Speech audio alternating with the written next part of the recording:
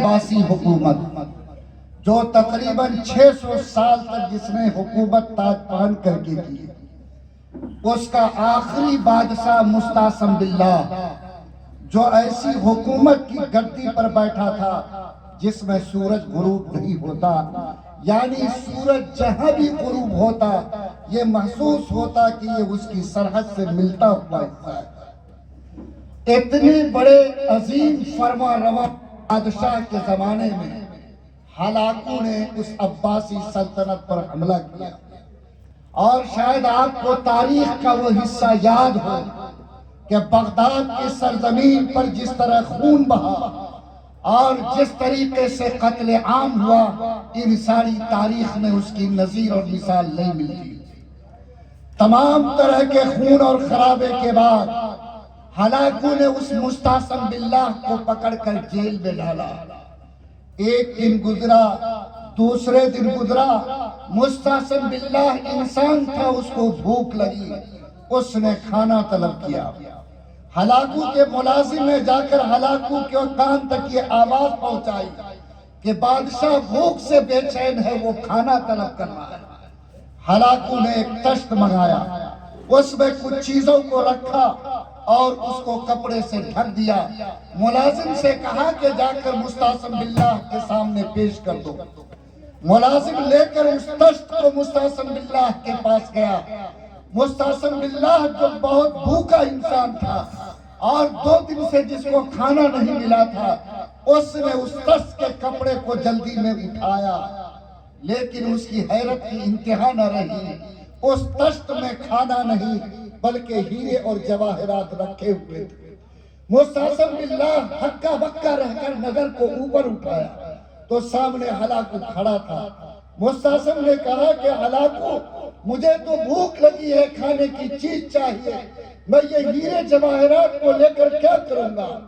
Hulagu نے جو جواب دیا وہ جواب آج میرے ضمیر کو جھنجھوڑنے کے لیے کافی ہے۔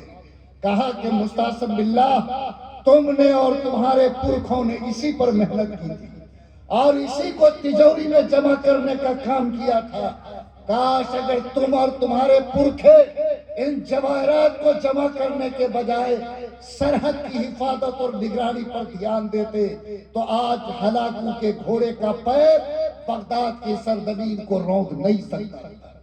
اور تاریخ نے اپنی آنکھ سے دیکھا کہ ہلاکو نے تیز رفتار گھوڑا منگوایا، مستعصم باللہ کو اس کے پیر میں باندھا اور حکم دیا کہ جب تک اس کی جان میں جان ہے اس وقت تک بغداد کی سڑکوں پر اس کو گھسیٹا جائے، جب روح پرواز کر جائے تو پلٹ کر میرے پاس واپس آئے۔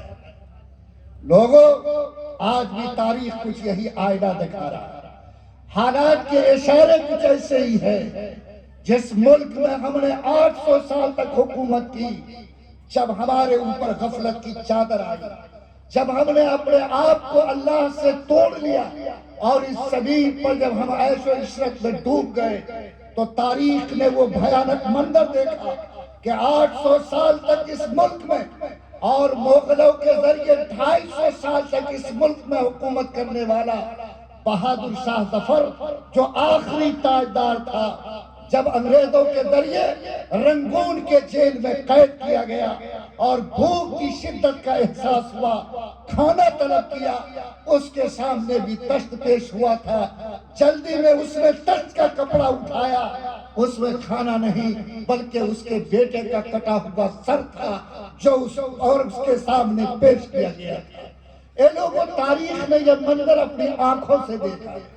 آج آپ دینی جلسے میں بیٹھے ہیں، میں آپ کی زمین پر چوٹ لگا کر کہتا ہوں کہ حالات جس انداز میں اپنا رخ دکھا رہا ہے اور طوفان جس طرح ہمارے دروازے پر دستک دے رہا ہے، اگر آپ نے اپنی آنکھ کو نہیں کھولا، ضمیر کو بیدار نہیں کیا، آپ نے اپنے ایمان کی حفاظت اور اعمال کی حفاظت کا انتظام نہیں کیا تو میں اللہ کے سامنے خدا کو گواہ بنا کر کہتا ہوں کہ شاید آنے والی تاریخ وہ بھیانک تاریخ ہوگی جو ارتداد کے قلم سے لکھی جائے گی۔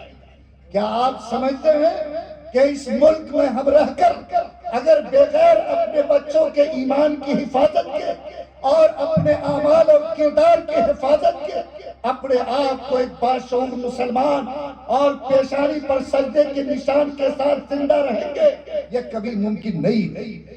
آپ کا جہاد کا جلسہ آپ کو دو دعوت دیتا ہے۔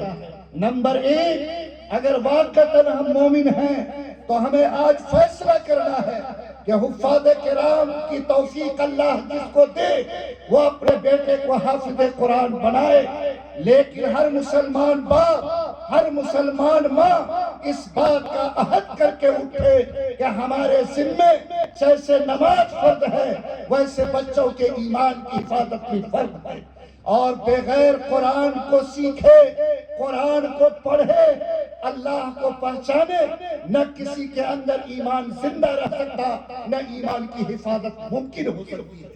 قرآن کے پہلے پارے کو کھولیے، اس کے آخری صفحے کو پڑھیے۔ ہم کہتے ہیں کہ میں عالم دین ہوں،